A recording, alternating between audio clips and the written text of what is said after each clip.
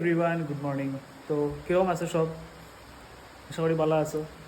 তো আজকে ভিডিওটা একটু সকাল সকাল শুরু করলাম। আজকে উঠতে অনেক বেশি লেট হয়ে গেছে। বৃষ্টি দিয়ে কালকে রাতের থেকে এত সবাই জানো বৃষ্টির মধ্যে লাগছে ঘুম ভালো টিকে, আর উঠতেও লেট হয়ে গেছে। তো উঠিয়া খাওয়া দাওয়া করে লিছি, খাওয়া দাওয়া করিয়া বুঝছি, ভাবলাম তোমার লগে একটা জিনিস শেয়ার করি। তো ভিডিওটা বানানি ওটাও কারণ, আর শেয়ার ওটাও করতাম।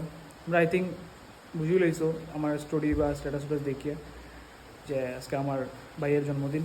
তো জন্মদিন লেগে এমন স্পেশাল কিছু করলাম না, আর তারপরেও বড়ো তো টুকটাক তো তার একটা সারপ্রাইজ দিতে হয়। সিম্পল একটা কেকও হোক বা ঘরে একটা ভালো কিছু রান্না হোক, তো ওটা ভাবিয়েও মায়ের সব কিছু আয়োজন করছেন। তো ভাবলাম তোমরা একটু দেখাই। আর মানে বৃষ্টি তো দেড় খুব বেশি কালকা রাতের থেকে এখনও আর দেড়।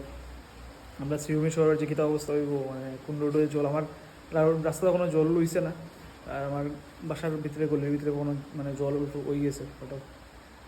তো এনিওয়ে যেটা হোক, তো চলো তোমরা দেখাই, রান্না করে যাই, গিয়ে দেখাইলাম আজকে আমার কোনো মানে বার্থডের স্পেশাল, মানে ভাইয়ের বার্থডে হিসেবে মানে কিতা টুকটাক রান্না বান্না ওর তখন বেশি কিছু না, সিম্পলও। তো কিতা রান্না মায়ে, আমি তো রাত্রেবেলা শুনছিলাম, আর সকালে আর দেখছি, তখন মানে উঠে দেখছি যে রান্না বয় দিচ্ছেন মায়ের দিকে নাকে রান্না করিলে তারপরে ঠাকুরকে দিবা আর কি। তখন রেডি দিস। তো মাংস হয়েছে না?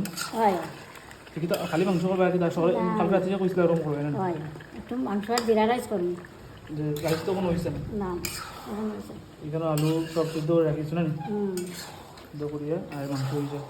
খালি কতদিনের মতো বানাইবে মাংসটা? কতদিন যেন বানাইছিল দেখি রে বাবা, করতাম তো সেই মূল্য হয়েছে না?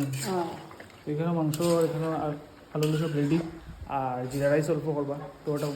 আর সন্ধ্যার সময় ভাবছি মানে একটা লেগে কেক আনলিম, কেক আনিয়া অর্ডার দিলেইছি, কেক জাস্ট দিলাম অর্ডার, আর কেক একটা কাটাইম। তো অতটুকু আর কি তার বার্থডে হিসেবে প্ল্যান, আর তো অতটুকু।